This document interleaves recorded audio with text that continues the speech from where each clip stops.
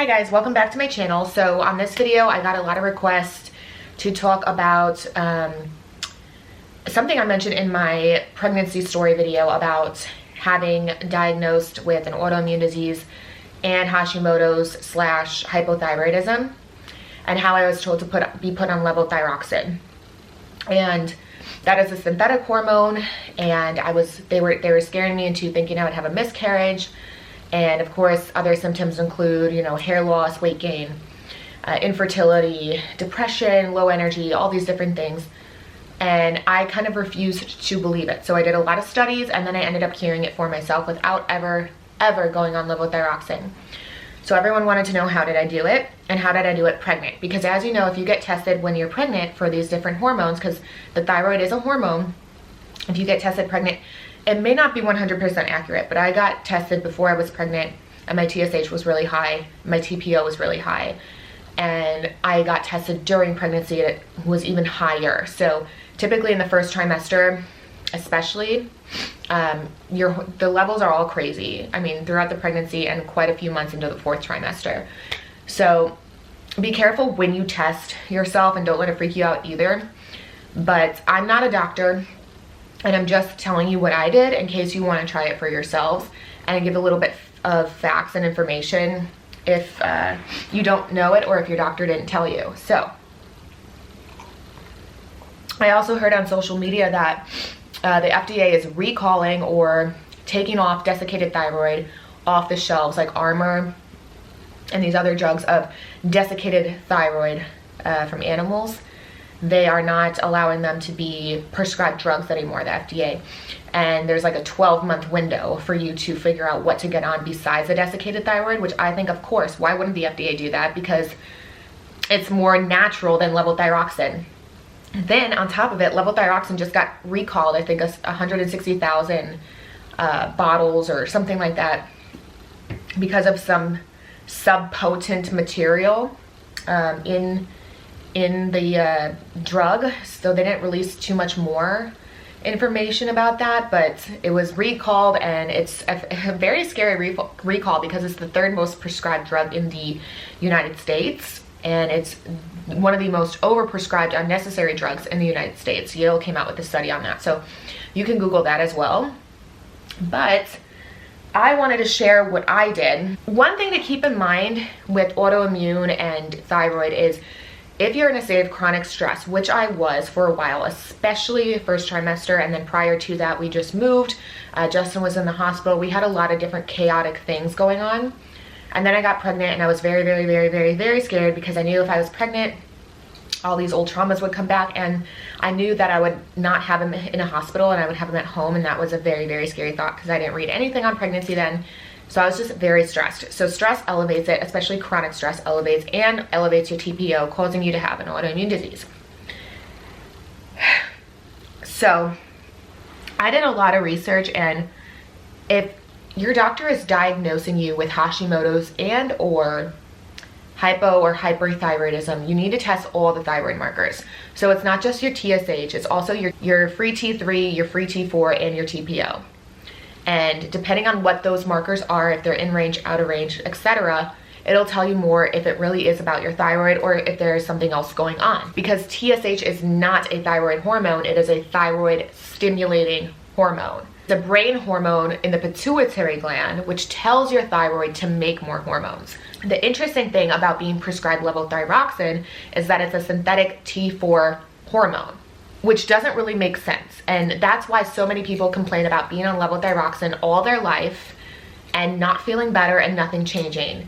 And it's because it's a synthetic T4 hormone, and T4 doesn't necessarily, or if at all, help the thyroid stimulating hormone, your TSH.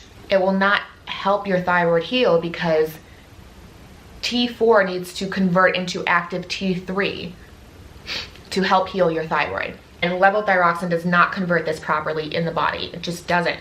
Not to mention on the box, so on the drug packaging itself for levothyroxine, it tells you to get your adrenals tested. When I went to my doctor and I told her, you need to test my adrenals before you put me on this drug, she didn't know anything about it. I told her all these different facts. She was actually very impressed and very open to learning them. We didn't put me on levothyroxine and she knew nothing about testing adrenals.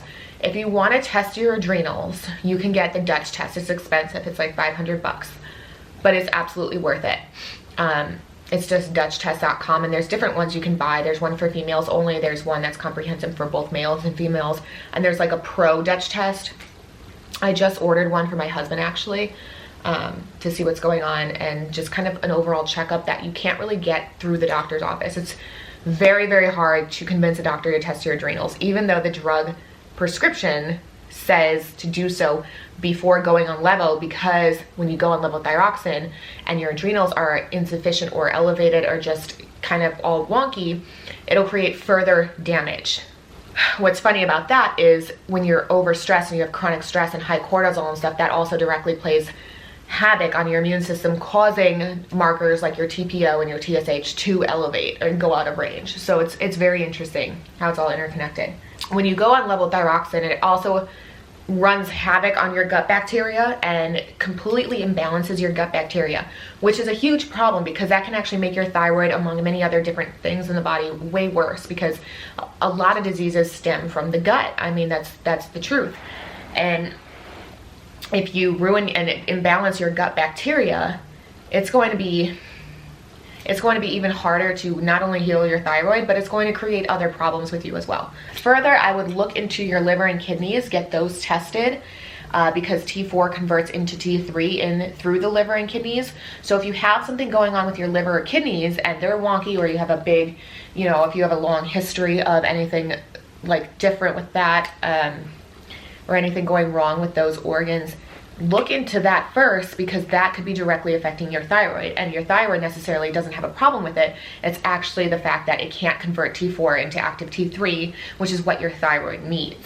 Another thing that I did, I also said, now I was really scared not to go on levothyroxine because of course I was researching all this stuff, very new, early pregnancy, and I had to make a good decision, not just for me, but for my baby.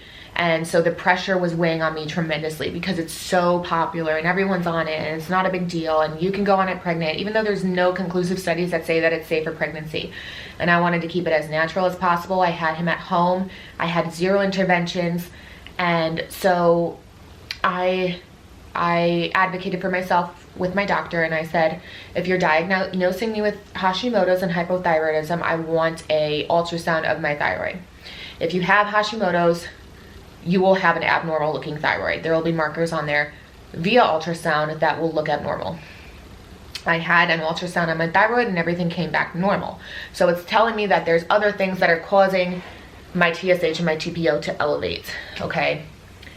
I also, so canceling that out told me I'm on the right path and I'm not going to get on this drug. So if you're curious that you may actually have an actual thyroid issue, Hashimoto's, get an ultrasound of your thyroid. Not only that, but if you do put something into remission, you can also show if it's getting progressively worse, better, or the same over the course of different years getting these ultrasounds. You can measure if it's getting better, the same, or worse. So now that we're getting out of the little quick scientific facts, you can definitely research more, read some medical studies. I'll tell you what I did, which is what most people want to know. Number 1, I really reduced my stress levels. I reduced my stress levels. I made more time for myself and more things, and I fought for myself more. I fought more for my autonomy, more for what I needed, and I was a little bit selfish, which is hard for me to do, and I think it's hard for a lot of women to do. And I made that time for myself. Number 2, I worked out religiously. I worked out 4 to 6 times a week during pregnancy all the way until I gave birth. I did a leg day the day I went into birth. I also incorporated step workouts, which are very low impact, low stress, doesn't strain the muscle. So it's just kind of like a fat burning state and a very nice stress relieving state. Like to go on a long walk is very therapeutic. Even if you don't think so for your mind, your body appreciates it because it's not a strenuous activity, but it's movement, especially movement after a meal. Pregnant, that's great. With food, with meals, I cook from scratch anyway. I haven't bought a store-bought product in years. I make my own sourdough.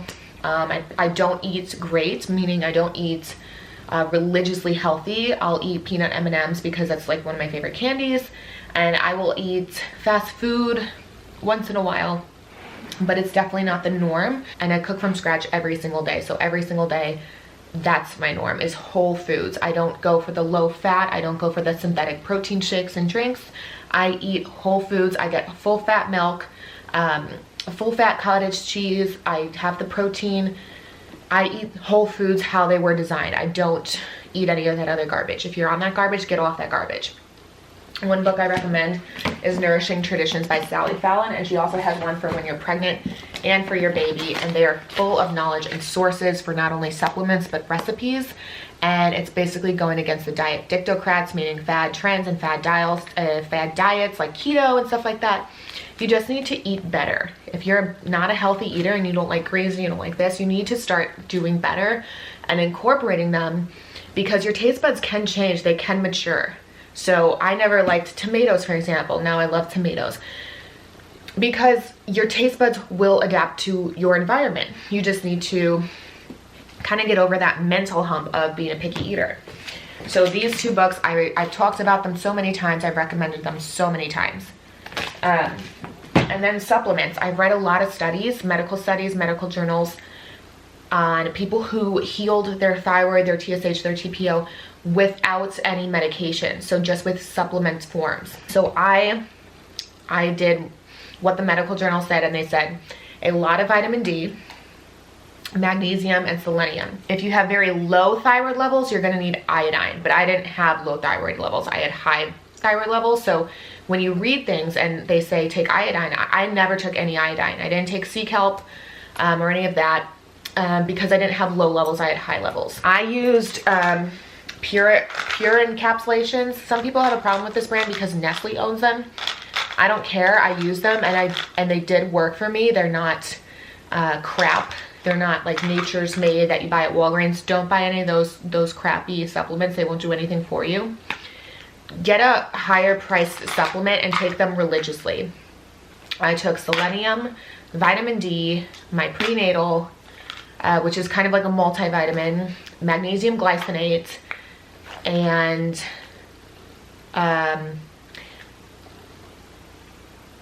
I also took desiccated heart or desiccated liver, whichever one you want. I did that religiously. I got tested while pregnant and everything went down back into normal range, which was actually phenomenal, because during that level of pregnancy, I was in my second or third trimester. It actually should have elevated higher. So the fact that it went down shows that I either put it into remission or cured it completely, whatever, you believe. So vitamin D3, magnesium glycinate, selenium. I also got Brazil nuts, and I would put them in my protein shakes at the time. That's a very good high source of selenium in my protein shakes in a blender. And that's literally as simple as it gets. I also put castor oil on my neck where my thyroid is and by my lymph nodes every night. And I only did that for a short time, honestly. I didn't do that for a while, but that's something you can do, and there's studies on it where it actually does help. Castor oil is there's a great book that I want to get that I haven't got about castor oil, and it's a fantastic, deep, penetrating, healing oil. Where you get your castor oil matters. I get mine from Premier Research Labs, Premier Organic Castor Oil, and I really like the information behind how it was actually cultivated, how it came into this bottle, the processes that it took to get into the bottle form. So I could use it at home. That's really important, especially when you're penetrating it to your organs and you're using it for medicinal properties. You want a high quality castor oil. You don't want to just buy the castor oil you can buy at your grocery store or at your pharmacy. You want to get a very good castor oil. So I use Premier Research Labs. I get this on radiantlifecatalog.com, and I actually found out about this through this book. In the back it shows different sources and where you can buy stuff. And I also got the same thing, Premier Calcium Magnesium Plus, and that's what I'm taking now, postpartum, instead of just magnesium glycinate. I'm doing this because I'm breastfeeding, and calcium is insanely important while you're breastfeeding.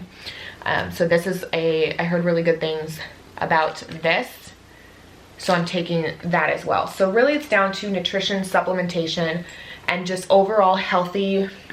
Oh, one more thing. I stopped drinking coffee first thing in the morning. Don't do that if you're a woman. You should be hungry in the morning because it shows that your hormones are in line. If you're not hungry in the morning and you just want coffee and you drink it on an empty stomach, that spikes your cortisol, that's bad for your hormones, that's bad for your gut bacteria and digestion, and it will run havoc on your adrenals. So cut that out. It was very hard for me to do, but I do tea instead, and it does have a little caffeine, but it's not harsh like coffee. Then I'll eat a good nourishing breakfast with protein, so I usually eat eggs and rice in the morning.